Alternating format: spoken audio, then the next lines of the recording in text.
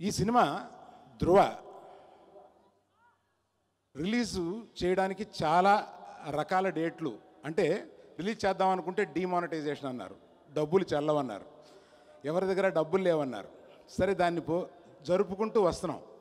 2వ తారీఖు అనుకున్నాం, అందరూ క్యూల్లో ఉంటారు, జీతాలు బ్యాంకులో వేసుకుని డ్రా చేస్తాను. అది నిజమే అయింది.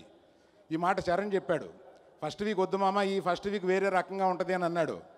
కరెక్టే. కనుక 9వ తారీఖున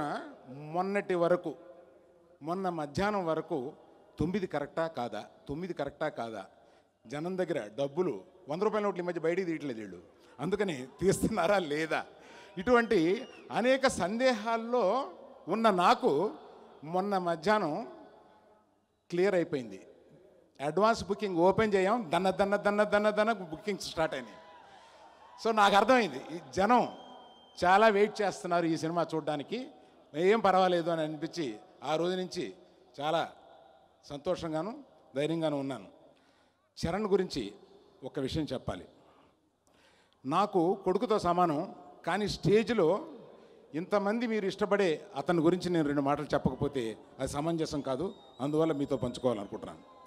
ఇది కొన్నేళ్ల క్రితం అతను ఫిలిం స్కూల్కి బాంబేలో వెళ్ళి వచ్చిన తర్వాత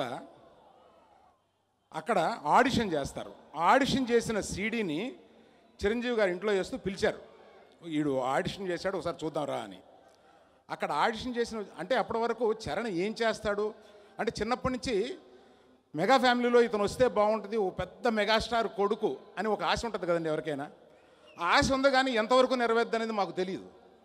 ఆ రోజు ఆ సీడీ వేసి ఆ సీడీ 10 నిమిషాల్లో అర్థమైంది, అయిపోయాడు ఇతను యాక్టర్ అయిపోయాడు అనేది. So it was such a pleasure and it's so memorable for me till today. ఆ రోజు ఇతను పెద్ద హీరో అవుతాడు అనేది ఆ ఆడిషన్ చూసే వరకు మాకు ఒక సస్పెన్స్ ఉండేది. అందరం కూర్చుని ఆడిషన్ చూసిన రోజున ఇక పండగ చేసుకున్నాం, మనవాడు హీరో అవుతాడు అనేది.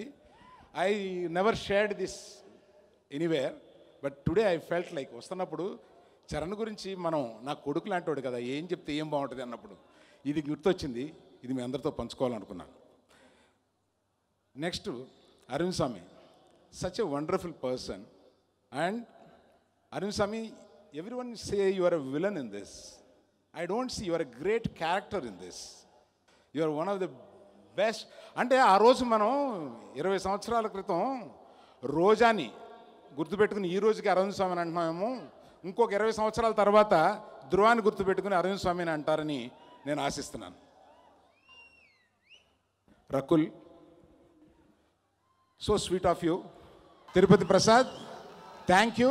నాకు ఈ సినిమా నచ్చింది, ఇది నేను తీయాలి అని అన్నప్పుడు నువ్వు రైట్స్ తీసుకొచ్చి నా టేబుల్ పెట్టి నీ ఇష్టం వచ్చినట్టు చేసుకో అని అన్నందుకు thank you very much. Thank you. Please subscribe. Please do subscribe. Please subscribe. Please subscribe. Please subscribe to our YouTube channel.